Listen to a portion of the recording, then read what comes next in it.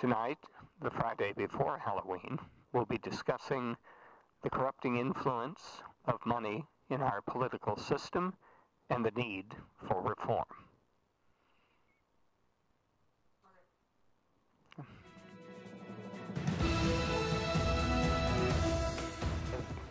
Good evening. I'm David Smith, and this is Week in Review. This evening, I'd like to cover briefly a couple of stories. We won't be covering too many news items. We have a number of news items in our news items section, however, and we'd encourage you to look at those. First of all, to follow up on a story from last week regarding Gardasil, the FDA has approved the proposal to allow Gardasil to be administered to teenage males. The problem here is the same problem with teenage females, the side effects and the serious repercussions that come to a number of people from the use of this particular vaccine. It appears that Merck was not making the profit that it expected to make from the sale to young women who are not using it in the numbers that they expected because of the problems with the vaccine. And so they've approved it for use by young men, and no doubt there will be a push by various governors in various states to make that available through the public school system. So I encourage parents and teenagers who are concerned about this to access the various articles and subjects that we have on our site.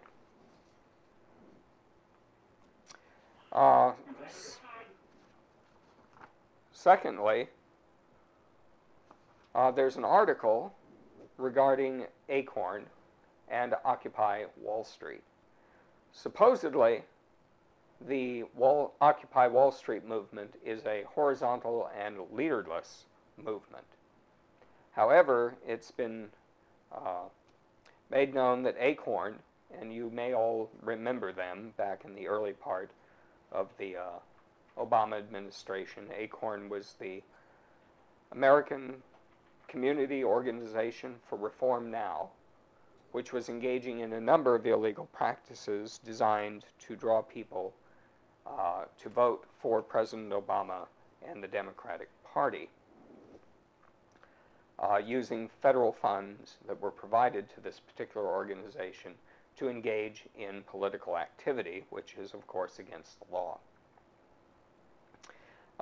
It appears that Acorn, which has changed its name to the New York Communities for Change, has been paying its staff $100 an hour. Many of these staff are former Acorn staffers who have been brought together from around the country. And also, they're paying $10 an hour to people that they are gathering from shelters in New York to go out and participate in the Occupy Wall Street at Zuccotti Park and in various protests and other activities. So there seems to be some additional illegal activity going on in the gathering of funds and also in the distribution of funds which are not to be used for political activity. And so we need to keep an eye on that, and there will probably be more about that in the coming months. We the people. Today we are going to discuss the corruption in the government, especially as it regards finance, and how we need to seek to get the excessive corporate money and influence out of our political system, which has corrupted us. And this is a great concern of the people in the Occupy Wall Street movement, as it is for the people in the Tea Party movement. Both sides realize that there is too much money, and special interest influence in our political process, and that needs to be removed. So we'll be discussing that tonight. I'm going to ask Daniel now to play a video relevant to this subject, and then Eric, Daniel, and I will have a discussion. I'd like to acknowledge that our co-host Eric is with us on the phone from San Diego, and of course Daniel, our producer, director, and audiovisual engineer, is with us as well. Daniel, if you'd play that video, please.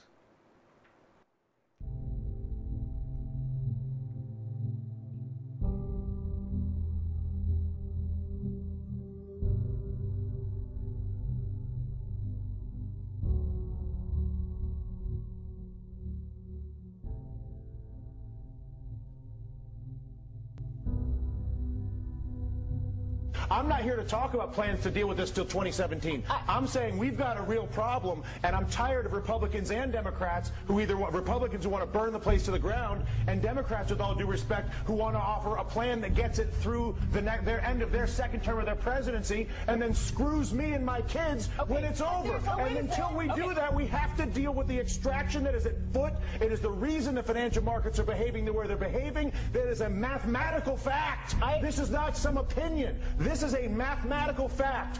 Tens of trillions of dollars are being extracted from the United States of America.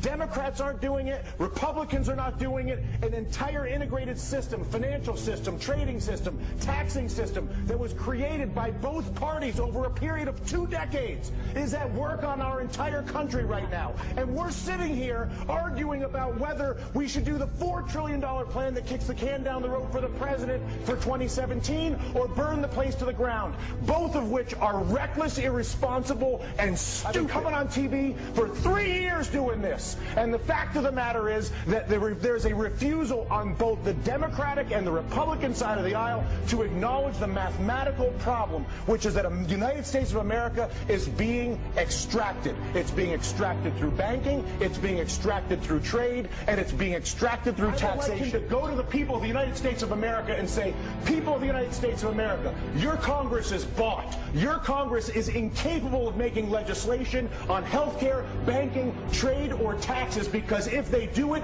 they will lose their political funding, and they won't do it. But I'm the President of the United States, and I will have a country that is run by a bought Congress. So I'm not going to work with a bought Congress and try to be Mr. Big Guy. I'm working with the bought Congress. I'm going to abandon the bought Congress like Teddy Roosevelt did, and I'm going to go to the people of the United States and I'm going to say, you've got a bought Congress. And until we get rid of the bought Congress, which is Jimmy Williams' constant point, which is get the money out of politics, and until a president says that's the problem and says he's going to fix it, there is no policy that I can possibly see, no matter how brilliant your idea may be, or your idea, or my idea, or her idea, or your idea at home, is that idea will not happen as long as there's the capacity to basically fire a politician who disagrees with me by taking funding away from him. Is that a fair assessment? Money in politics is the root of all political evil. It is corruption at its worst. And until we step up and kick that out of the park, it's going to be the same system all. Because when you realize that the banking system is fully corrupt and defrauding us, and I come out and say that, which is what I want my president to do, that at that exact moment I say, you know what, we got a screwed up situation here, people. You all know it, and now what? I'm going to admit it.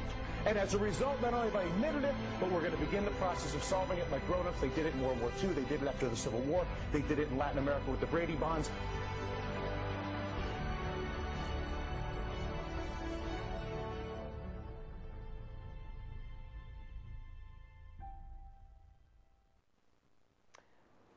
That was commentator Dylan Ratigan, I believe, who was telling it like it is there on that particular clip. I think that is an issue that we need to discuss, and so we're going to spend the time discussing that. I'd like to point out some interesting figures. These were released on September the 30th. Their disclosure of the amount of funds, campaign funds raised by the various candidates. President Obama has, through September the 30th, raised, let's see here, a total of $89 million, almost $90 million. Most of that coming from special interests and Wall Street. Only 46% of that came from small investors, and we're barely into the presidential campaign season. Mitt Romney has raised $32 million and some change, and only 10% of his contributions come from small campaign contributions. The majority of that comes from large institutional donors, banks, corporations, PACs, etc. Rick Perry has raised $17 million, but he entered the race rather late. However, 4% of his comes from small contributors, $10, $5, $25, less than $100, I think. And then Ron Paul has raised $12 million, and 48% of his has come from small contributors. Michelle Bachmann has raised about $7 million. Looks like she'll be out of the race here fairly soon. 52% of hers have come from small contributors. And let me see what Herman Cain looks like here. 5,340,967 as of September 30th was raised. And 50% of his has come from small donors. I just thought that would kind of put in perspective where the money for principally what are considered to be the two front runners.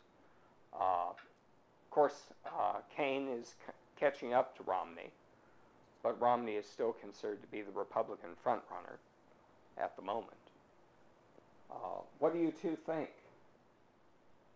Well, the campaign hasn't even really begun yet. Wait till the nominee for the Republicans is there.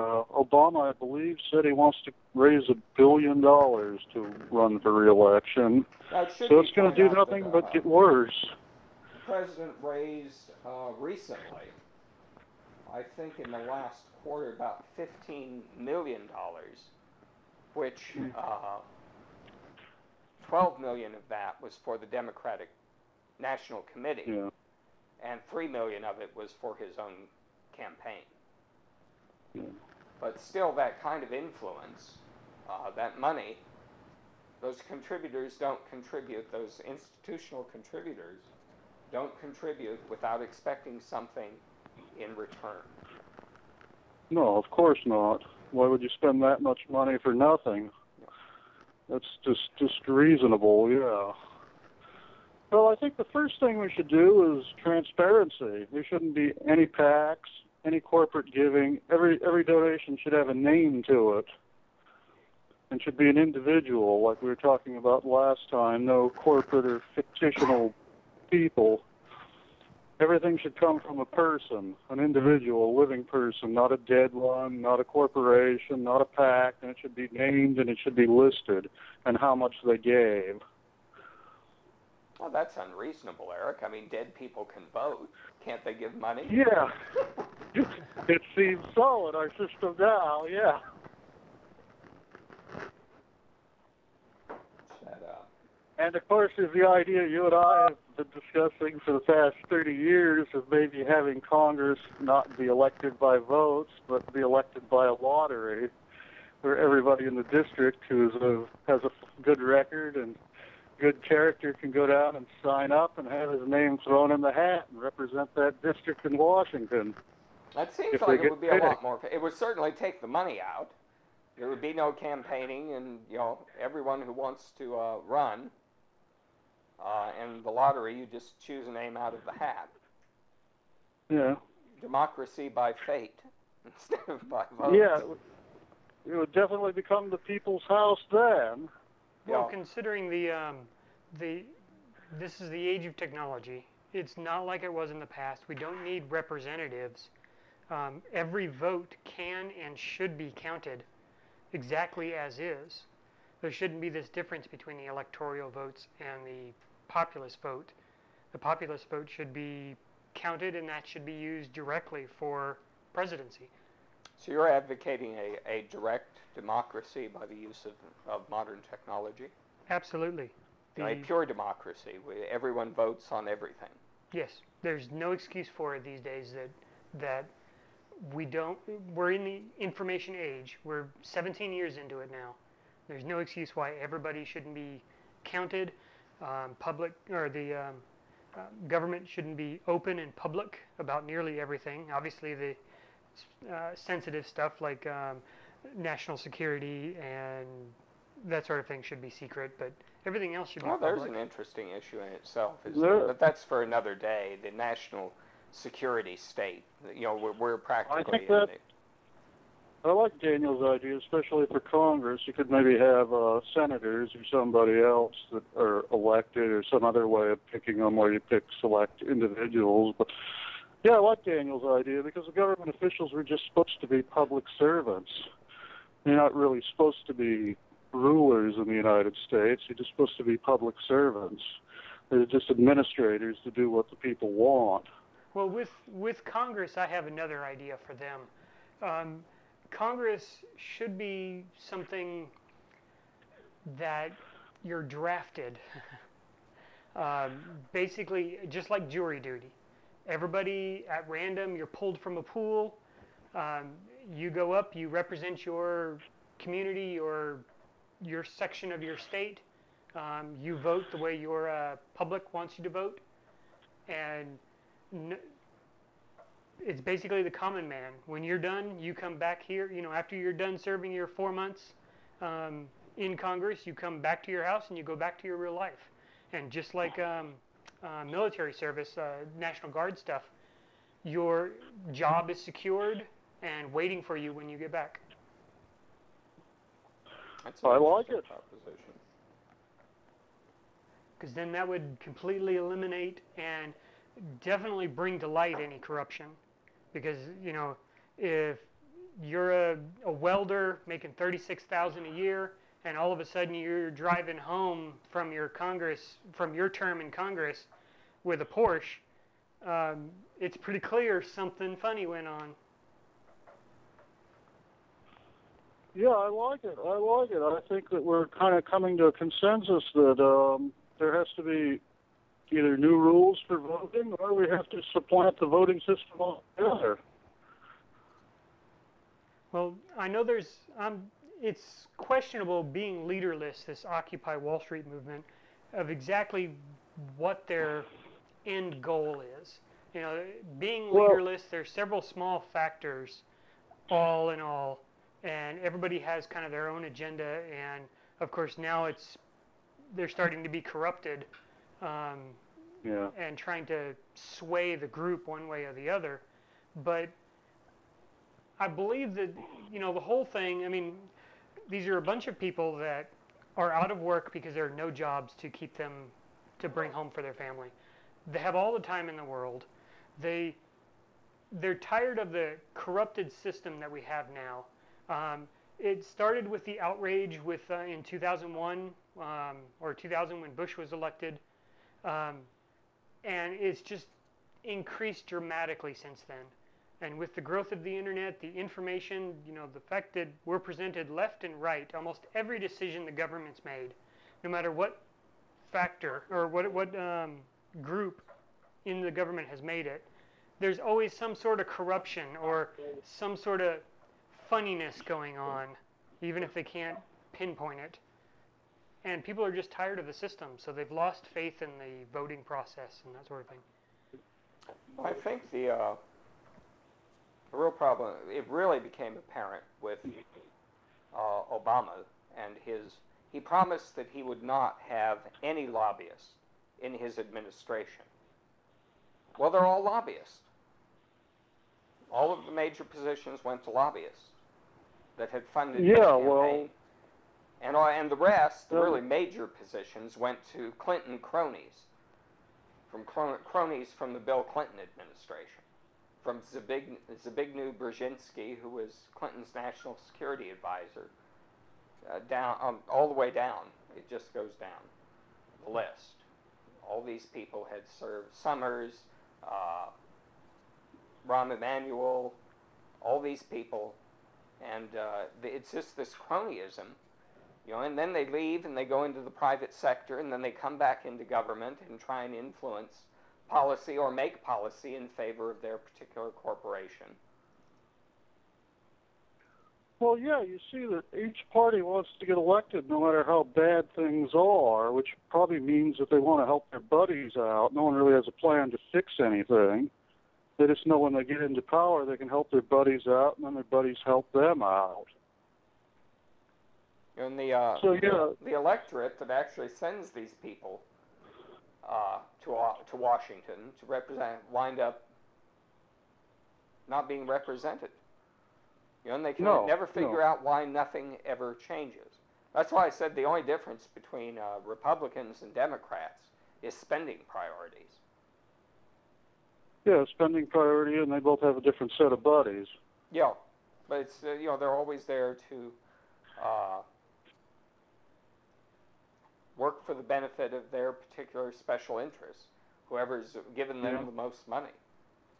Yeah. Yeah, so there needs to be extreme changes. There's no minor tweaks to fix this system. And a matter of fact, I think we should encourage our listeners, if they have any ideas, to please send them in to us, and we'll talk about them. Absolutely, we could post them on our website. We can announce them over our Twitter feed. We can do quite a few things to try to encourage change, which is, I believe, what Obama originally promised us. Yeah, well, Obama's change just meant that he was going to help his buddies out instead of George W. Bush and helping his buddies out. That's all that really mattered, because when you elect a president, everybody seems to think you elect a man, but you actually elect a team. As soon as the Republicans come back in, you'll see all the same faces that went out with George W. Bush. Like when Obama came in, you saw all the same Clinton people, the Democratic team. You actually elect a team. You don't elect a man. The only other idea is, of course, having some sort of a parliamentary idea where even if you just get a few votes, you get some power in the government. Right.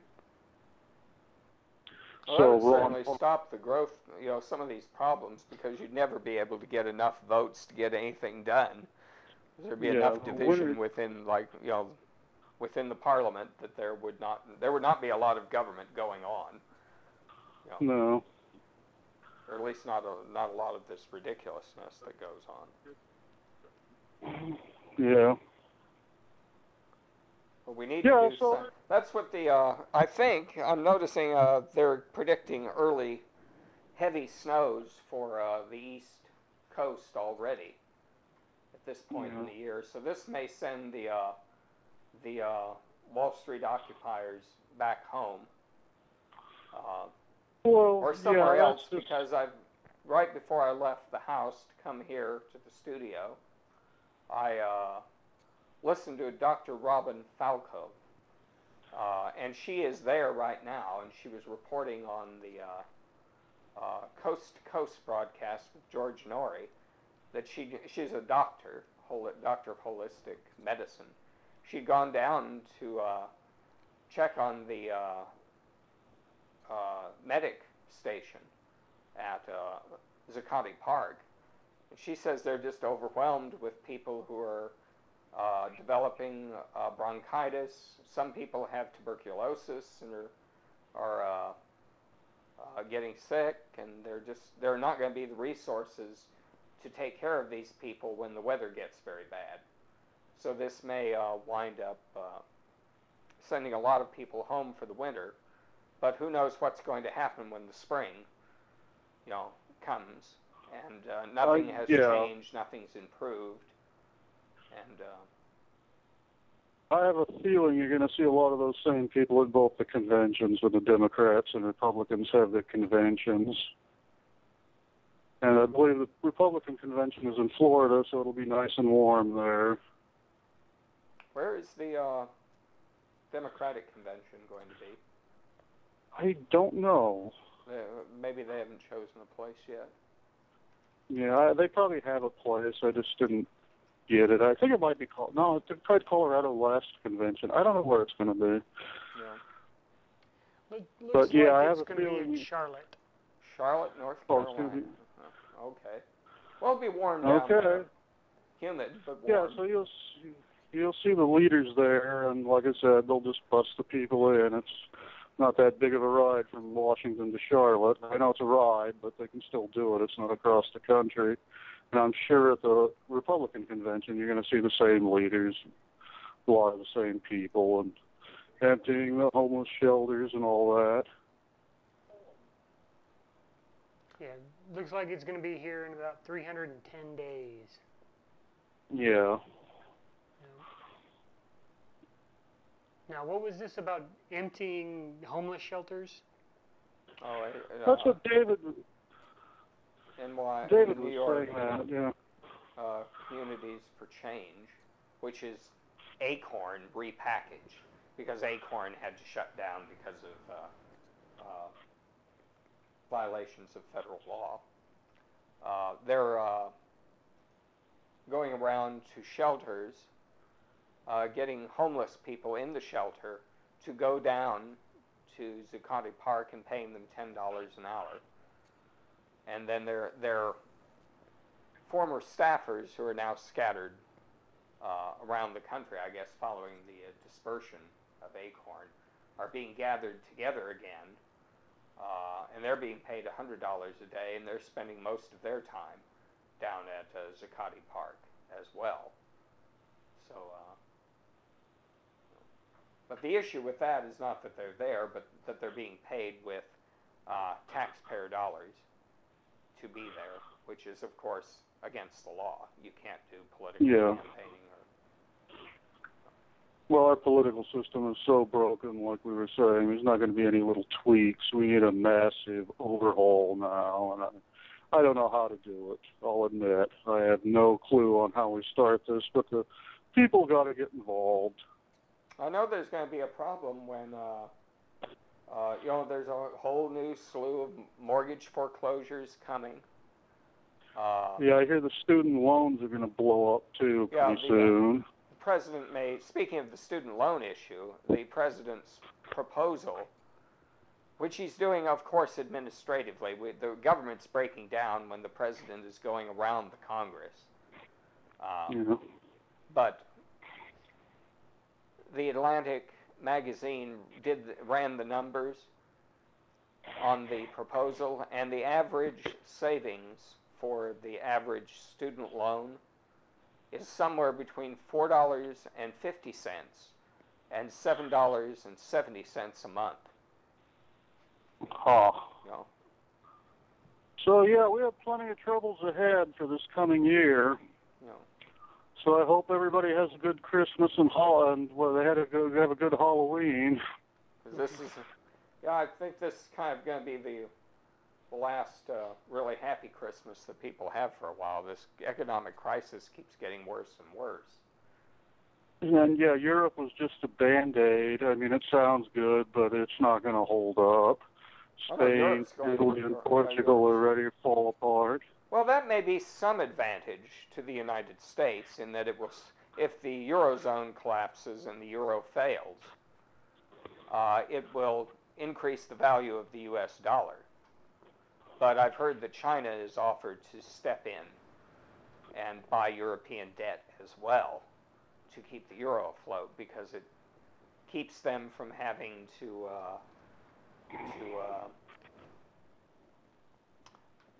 regularize the yuan, or renminbi, whatever they call it. Well, we're in a world where China is rising. Yes, China is rising, and the United States is sinking. With like we were talking about earlier before the show started. United States used to have to be the best. Most of our people are content to settle for mediocrity now. Well, we need to do something definitely to fix this, because we're going to have a very unpleasant revolution on our hands if we don't. You know, people are getting... No. Expect riots and everything else, especially if the dollar fails. Well, that's I forget who it was that said it, but when people have nothing left to lose, they lose it. So, they lose it, yes. Serious problem here. And would you like to transition into the other topic we were speaking about? Well, that's an interesting possibility of using. We showed that very interesting last week. The device. It was an Israeli student who had created it. The quantum device that causes anti-gravity. Mm-hmm.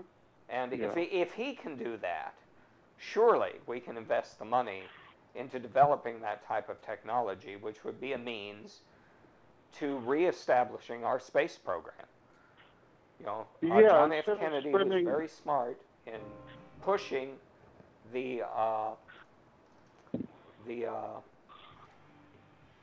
space program in order to stimulate the economy, which was beginning to go into recession. Yeah. Oh, yeah, well, that's what we've done since World War II. We've had a series of projects or big ideas that have kept us from going back to a pre-World War II economy. And if we don't do that, we're going to slip back to a pre-World War II economy, and we just have too many people to do that. We can't go back to being a largely agricultural nation now. No, not with the advent of the internet and technology. The information is just out there too much. I doubt anybody would be able to, in my opinion, de-evolve, where they fall back to ignoring everything we've learned and just going back to tilling the land. I don't think that's a possibility here in the U.S. No, you don't put the genie back into the bottle, as they say. Exactly. And of course, these green jobs, instead of pouring money into these dead ends, we could be pouring money into going into outer space, which would develop new technologies, put lots of people to work, and probably solve our energy problems. As I was mentioning, we can. I'm sure the moon and Mars and asteroids and all kinds of things out there that we would be able to reach and exploit have lithium, which would be a magnificent source of energy. We'd probably be able to mine enough lithium and bring it back and develop it that we could have battery-operated energy on this planet. Oh, yeah. And if you want to build a solar power station, I'm sure Daniel can collaborate this, outer space is the way to do it. There's nothing blocking you. There's no cloudy days, nothing. You get direct sunlight all the time. Mm-hmm. Now, there is, earlier this year, they did discuss Obama killing Bush's administration's plan to go to the moon. Looks like he'll be scrapping the rest of that and basically killing NASA even further. Yeah, well, that's why we refer to Obama as a post-American president, because he's happy to settle for mediocrity. He's happy for us to become Brazil. And even Brazil doesn't want to be Brazil anymore. Well, the interesting thing there is the fact that he's not investing, and America does seem to be falling backwards. We have a lot of technology here. However, we're no longer the technology capital of the world either. Silicon Valley, there's a lot of startups there, but a lot of the innovation is happening in underdeveloped nations. All the interesting information, India, Pakistan, these places where we just wouldn't expect technological innovation to come from. No, I think the best idea is to try and get so far ahead of the rest of the world like we were that they follow us. You can't rule militarily, then you're a tyrant. But you can lead by example, kind of Confucius's old idea of Tay, is it? David probably remembers the word. That we can lead by example, that we can get so far ahead of the world and start colonizing space that, yeah, we just become the natural leader again. Well, we certainly were in space exploration until, we sort of fell into that mediocrity with the shuttle program, and we just didn't develop. It's very nice to take all this satellites and other equipment into low Earth orbit, but we haven't been out of the Earth's orbit with a manned program since Apollo 17. They had 18 were prepared to launch and go, but they scrubbed it. So and of Apollo course, when you 18 start, never took place. when That you want was to settle for mediocrity, 17 was our last manned venture into outside the low Earth orbit. And of course, the trouble is when you want to settle for mediocrity, when you start falling, you don't know how far you're going to fall. It's not like you can say, okay, we've reached the stage of France, let's stop. We might reach the stage of Zimbabwe before we hit the bottom, the natural stop. Yes. Well, we were talking about the student loan problem. That would be a great way to solve it. Put some of these many students in hard sciences who now have this massive amount of debt and are unemployed to work. Not creating green jobs, put them to work. Which is not, the way we need put them to work. To deal with that is to get space exploration going again. That's where the money is. Instead of wasting all the stimulus Obama wasted on giving it to this and that, pay these kids to go to school that are going to become engineers and help us get into space. Support them. Well, there's also an interesting doctors and nurses. We're gonna. I wish I could. We in the United States spend more money on incarcerating our citizens, which we have more people incarcerated than any other country on Earth. But we spend more money incarcerating them, about $44,000 per inmate, and we only spend about $37,000 on educating our citizens. Oh yeah, well, Why turn the this cultural break. ridiculous amount of money that we're wasting on incarcerating people for petty little crimes, and spend that on educating them and creating a workforce that can go and do serious space exploration, not just going to the moon, building a base there from which we can launch ourselves to Mars and Jupiter and Saturn and the rest of the solar system. Yeah, well, probably one of the reasons, obviously the cultural breakdown, but that's a subject for another show. But yeah, we have no ideals. We're not holding anything up to our young people. We're not saying that you have the possibility of being great. Well, what I've noticed over the past many years is there seems to be more and more intrusion of government into every aspect of life, and this is just one example of it. The cost of things, having to regulation, you got to qualify, you got to pass before you're allowed to use it. All these rules that are trying to save every single human life, and all these things put in place. You have to have so much oxygen. You have to have all of this stuff. It's all important, yes, but no one's taking any risks. If we were to send someone up into space right now and they died, there would be huge consequences. People suing people, everybody blaming each other, and I believe all of it would just hinder our advances in space and, well, pretty much anything else. Yeah. No, I agree with you, Daniel. We have to get that spirit back that we want to be great, and that there's going to be costs. You don't become great without any cost, like I said, because if we settle for mediocrity, like I said, that's going to be a long fall, and you can't stop the fall where you think you'll be comfortable. Well, this kind of leads into, or kind of reflects our school system, in my opinion. You know, the years of being trained to be a worker instead Yeah, of they- being an innovator.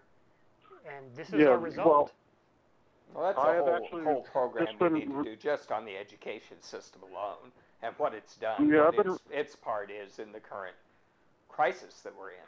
It's a, you know, all these I've been- elements are part of the total problem that we have. You know, the education system, government has broken down. It's no longer functioning the way it's supposed to. It has not kept up with modern developments in modern technology, which have changed us culturally, sociologically, philosophically.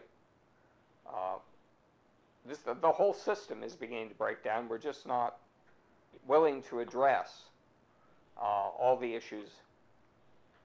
Yeah. We keep trying to prop up the old system. Well, the old system probably needs to go. And we need to let the it old go. system- It's not too big to fail because it's failing.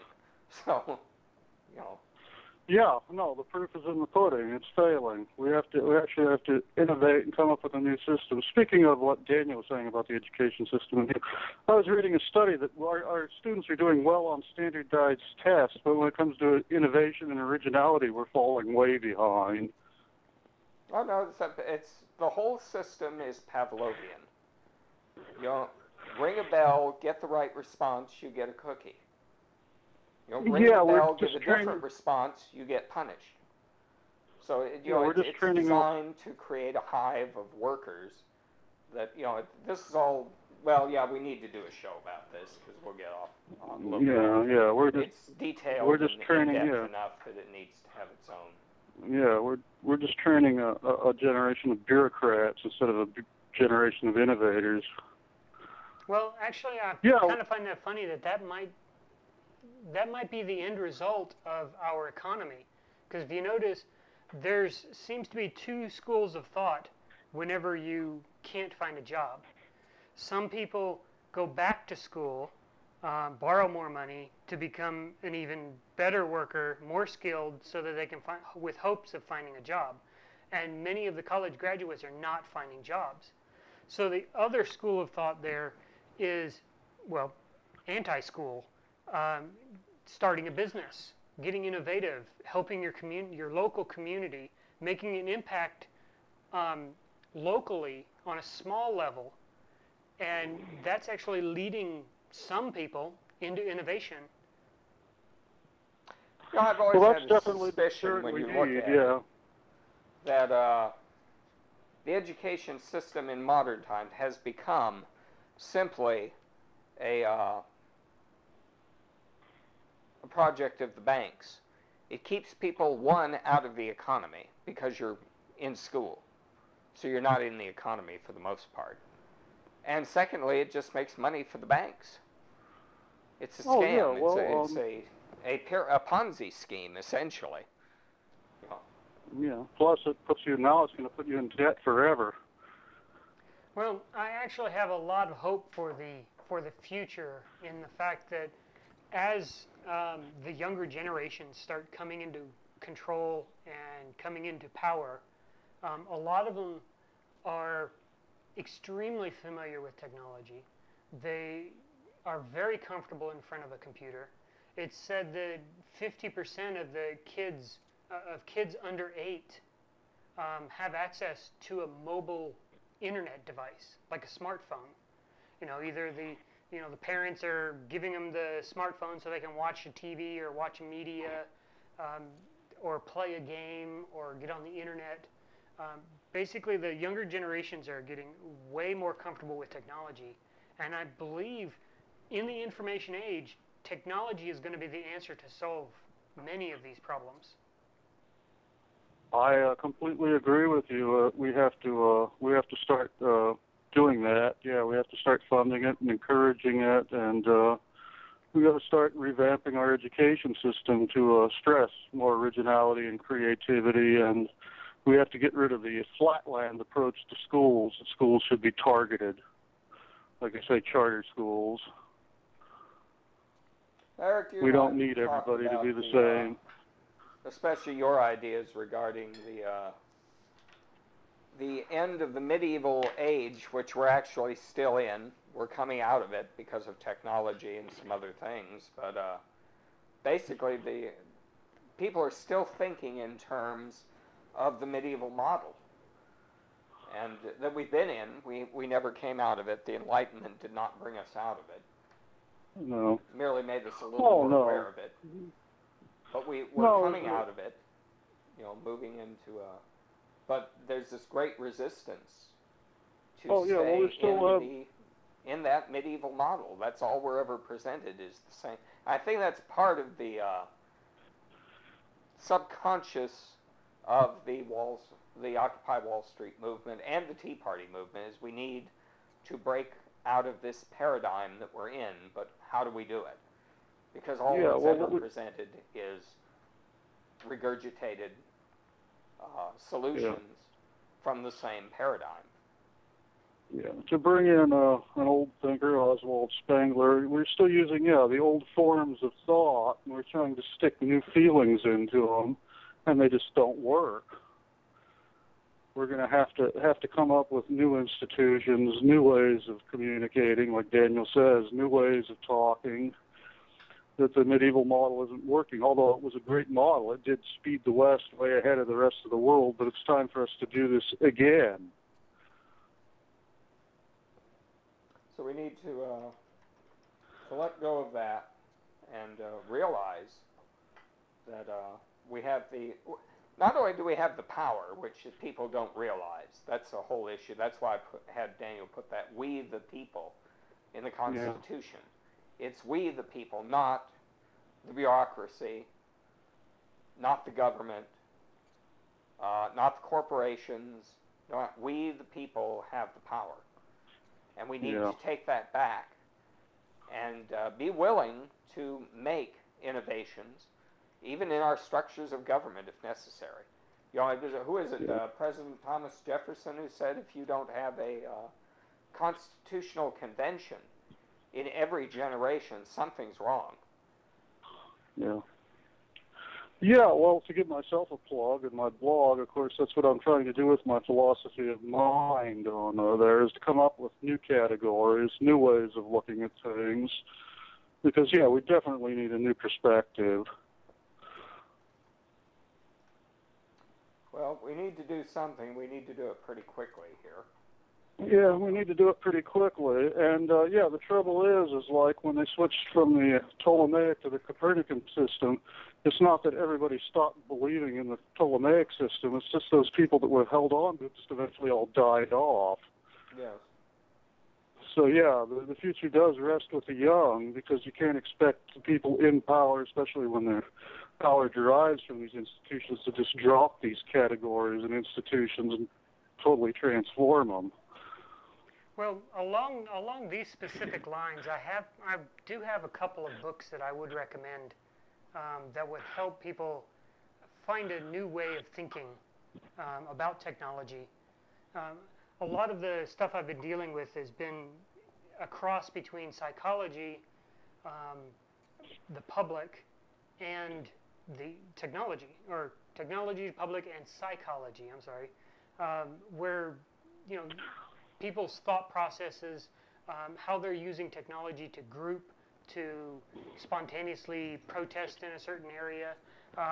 One of those books, and I'll bring it up on the screen here, is Here Comes Everybody.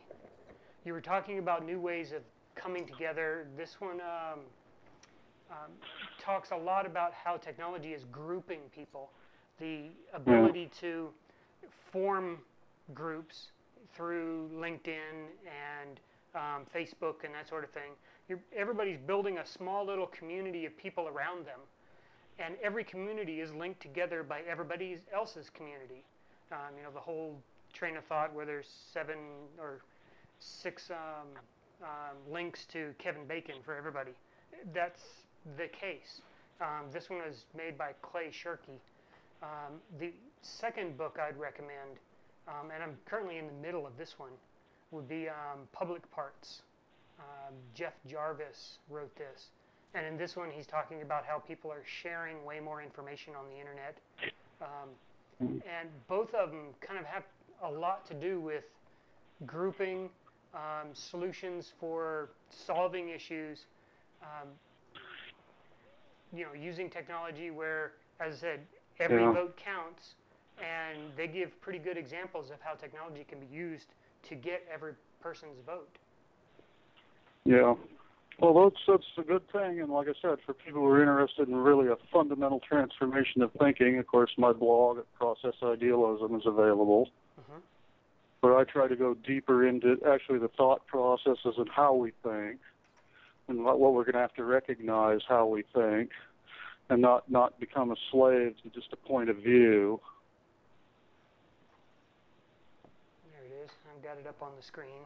That seems to be part of the problem, is every time there's a movement toward breaking away from the old patterns of thought, and this is historical, it always has, there's this constant attempt to divide everyone, to keep them from realizing the new possibilities of thought that come from being unified in an effort to move forward. Oh, yeah. Well, of course, we know that institutional thinking is always going to try and save itself. That was the primary function of any institution, is to perpetuate its own existence. Its first end. And of course, because, the institution gives the people in it a worldview, a stake in it, a livelihood, everything. So, of course, they're going to fight tooth and nail. So that's sort of what we're trying to do with this show, too, for our listeners, is we're trying to actually be kind of subversive. We're offering kind of a guerrilla ontology, I guess you'd say, to change people's thinking, to give people a new perspective of the world and their own thinking, and that the objective view and the subjective view we've always heard are just views. They're not final.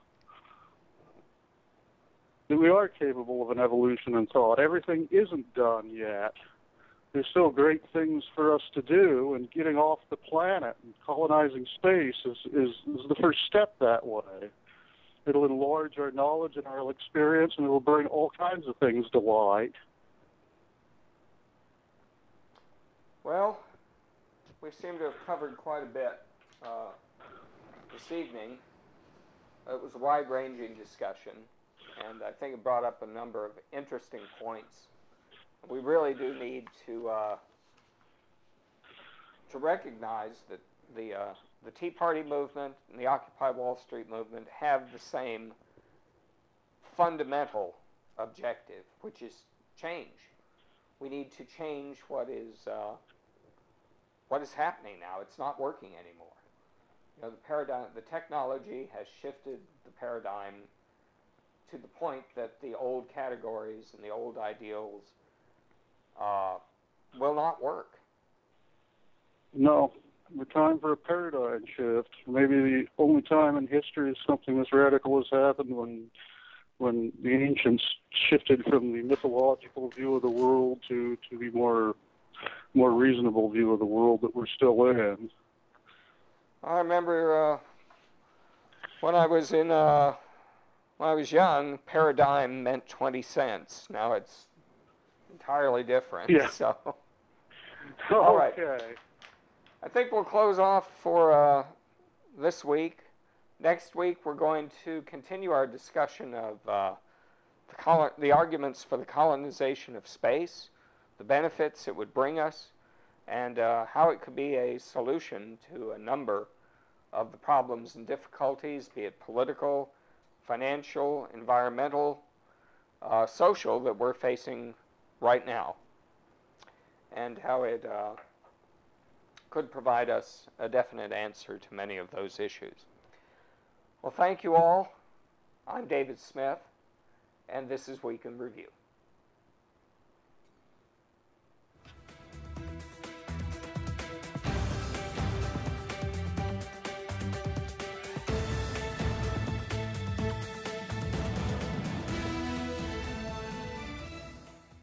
How about we turn up the heat to 62 degrees and open a can of cat food to celebrate?